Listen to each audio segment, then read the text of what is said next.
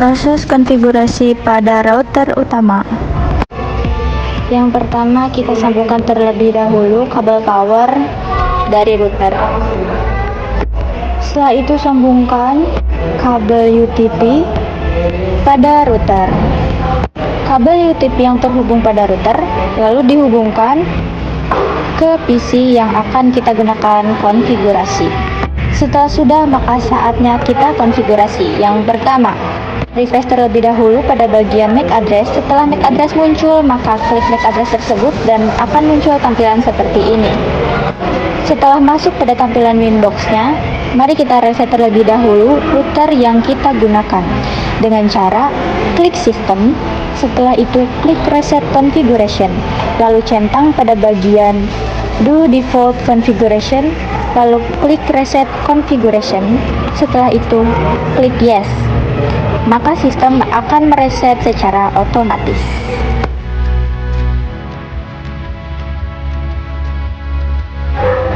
Setelah sistem sudah terreset, maka kita refresh kembali pada bagian Winbox-nya. Setelah berada di tampilan Winbox, kita klik Sistem, lalu klik Identity, lalu masukkan nama kita yang kalian ingin masukkan, lalu klik OK. Kita masuk ke settingan wireless dengan cara klik interface dan centang pada bagian WLAN 1. Setelah itu masuk pada tampilannya dan klik wireless. Ubah modenya menjadi FWIRE dan ganti SSID-nya dari MikroTik menjadi uji coba kelompok 4.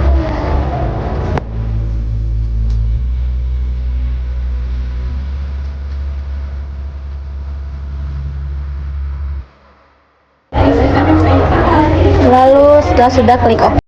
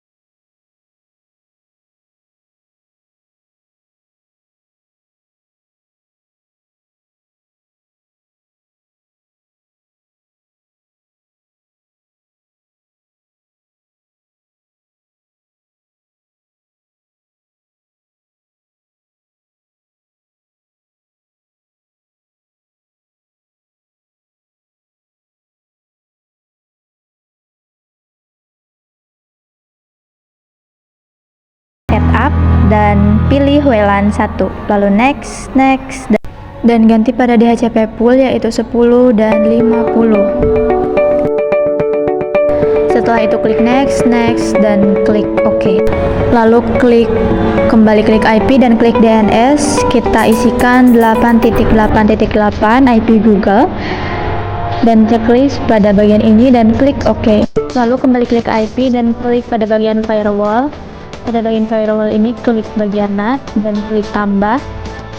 Lalu pilih option di action, ganti menjadi masquerade. Setelah itu klik pada bagian general, untuk out interface itu Ether 1. Setelah itu klik OK.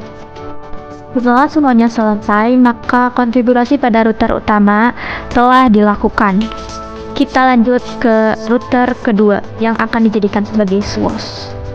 Yang pertama tentunya hubungkan kabel power ke router 2 ini dan pastikan routernya menyala. Nah, lanjut kita sudah bisa konfigurasi pada router kedua dengan menghubungkan kabel UTP ke router dan PC yang akan digunakan untuk konfigurasi. Langkah yang pertama, kita masuk ke Windows dan klik pada sistem, lalu reset konfigurasinya, lalu klik yes. Untuk mereset konfigurasi ini seperti halnya mereset router utama yang tadi, caranya sama. Setelah itu masuk lagi ke Windows.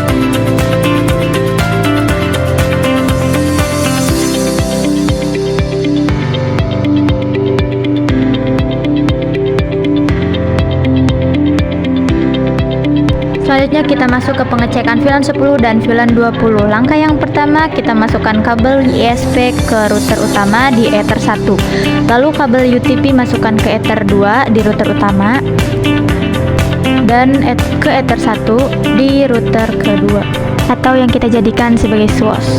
Untuk kabel UTP yang satu lagi kita masukkan ke Ether 2 pada router kedua dan masukkan ke PC untuk mengecek VLAN 10-nya dan pastikan router 1 dan router 2 itu menyala.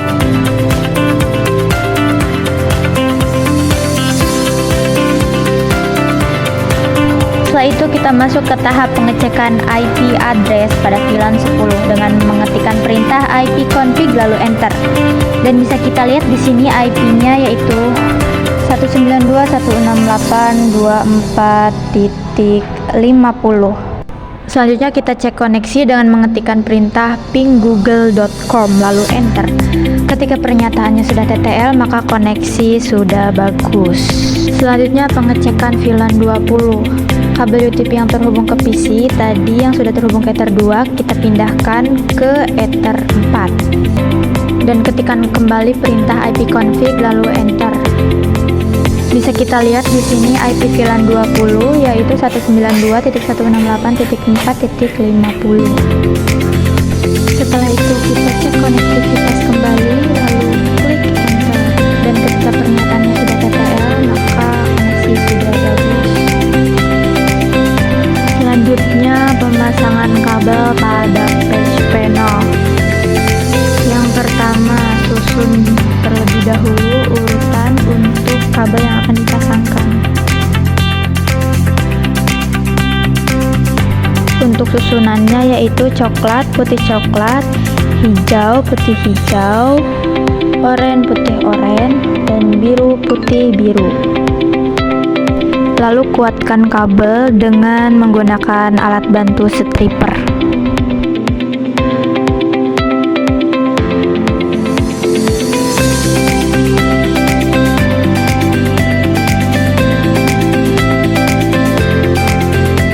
Setelah itu, potong sebagian kabel yang sudah terpasang pada patch panel.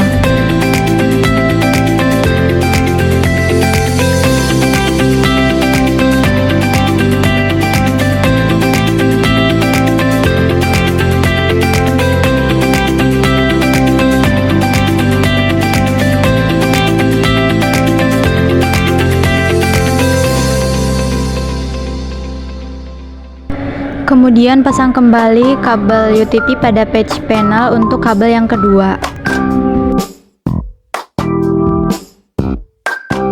Pastikan susunan dan urutan warnanya sudah benar, yaitu coklat, putih coklat, hijau, putih hijau, oranye, putih oranye, dan biru, putih biru.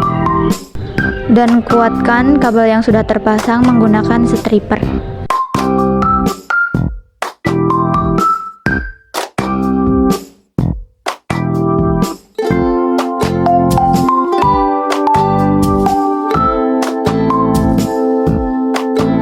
Lalu potong sebagian kabel UTP yang sudah terpasang pada patch panel.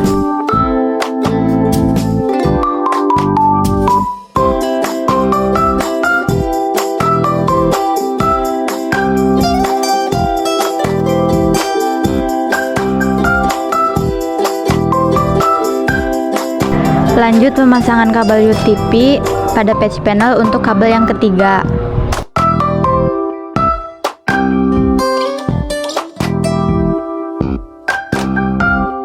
Pastikan susunan warnanya sudah betul.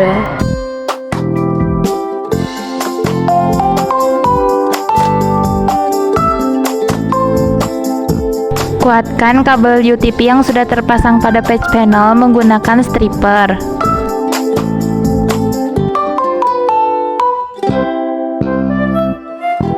Potong sebagian kabel UTP yang sudah terpasang pada patch panel.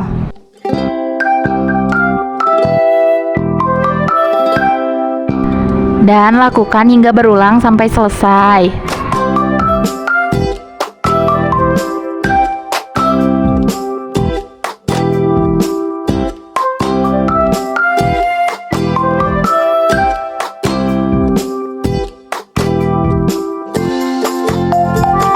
Susun terlebih dahulu urutan kabel yang akan dipasangkan. Untuk susunannya yaitu coklat, putih coklat, hijau, putih hijau, oranye, putih oranye, dan biru, putih biru.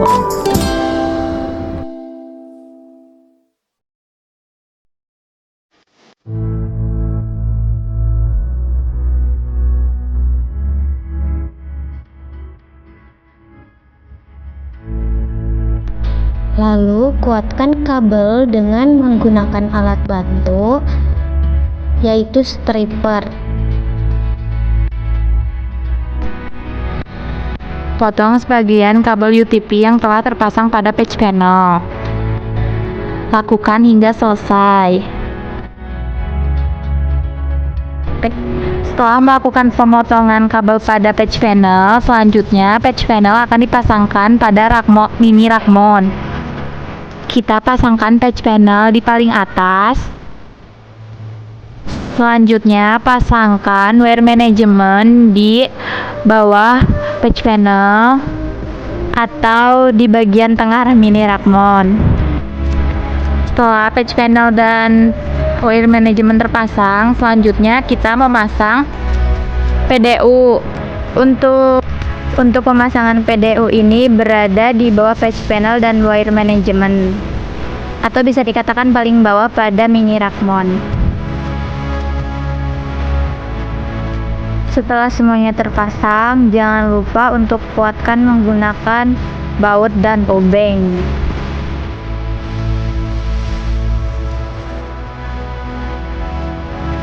Kemudian, rapikan kabel-kabel yang berantakan menggunakan wire management yang sudah terpasang pada mini rak mount. Lakukan hingga semua kabel tersusun rapi pada wire management.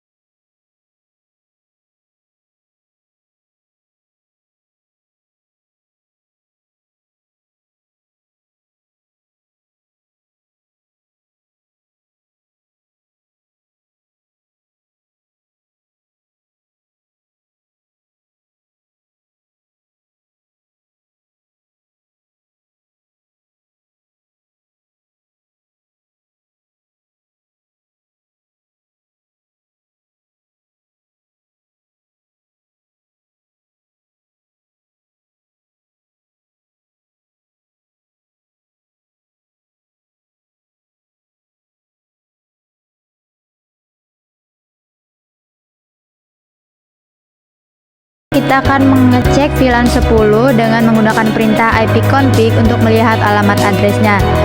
Ini bisa dilihat bahwa IP address dari VLAN 10 sudah sesuai, yaitu 192.168.24.50. Kemudian kita mengecek konektivitas dengan menggunakan perintah pinggoogle.com. Ketika pernyataannya sudah TTL, maka konektivitas sudah berjalan dengan baik.